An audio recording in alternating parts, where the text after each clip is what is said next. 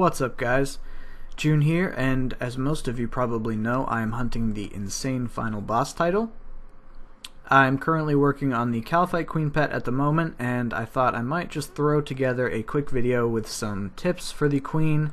It's not going to be a conventional guide because obviously this is a very easy boss and you guys can all handle it without any instruction, but I would throw together some tips and also a few things I tried that were totally ineffective to hopefully save you some time if you thought to try them yourselves. So first off, your go-to gear, as usual with PVM, is definitely Superior Elite Void, but you're probably going to want to stick with Void even if you don't have it fully upgraded.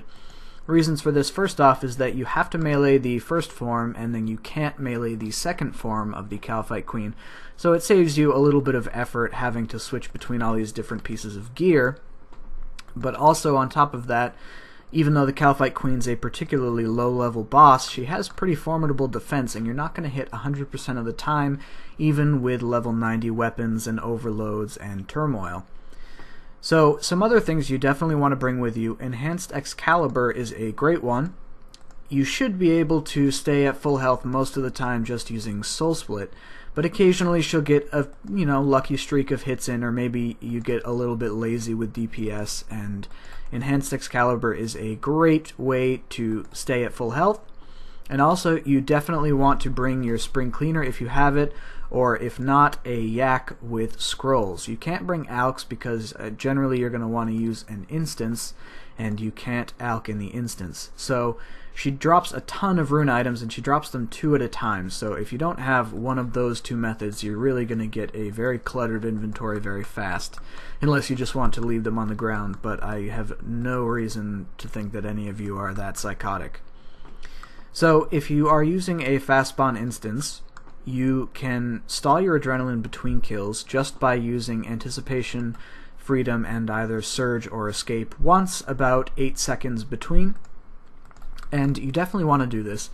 Originally, it's very tempting to use Regenerate at the end of every kill to top up your lost HP, but you get a whole lot faster kills, and also you get better results from Soul Split if you don't have to start the fight from a cold start with 0 adrenaline.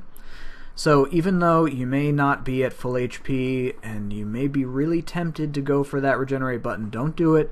Stall your adrenaline, and when you open with a few thresholds on the first form, you'll definitely top up to full HP and be just fine. Now lastly, the few things that I tried that you definitely do not want to try. First off, after using the Chris and Desert Amulet combination at the Caliphate King, I expected it to be equally overpowered here, and unfortunately it's definitely not. Whatever effect it has on the Caliphate King particularly, it does not carry over to the Caliphate Queen. So she only gets the base accuracy and damage bonuses, as well as that rare chance to triple damage. So you do get those occasional 12,000 damage hits, but they're actually very rare, and in general, the performance of the weapon is way below Drygor's, and probably below Chaotix as well. It's probably somewhere between a level 60 and level 70 weapon, so definitely not something you want to use here. And lastly, the Steel Titan is obviously the go-to for most people when it comes to PVM, but the Steel Titan is totally ineffective here.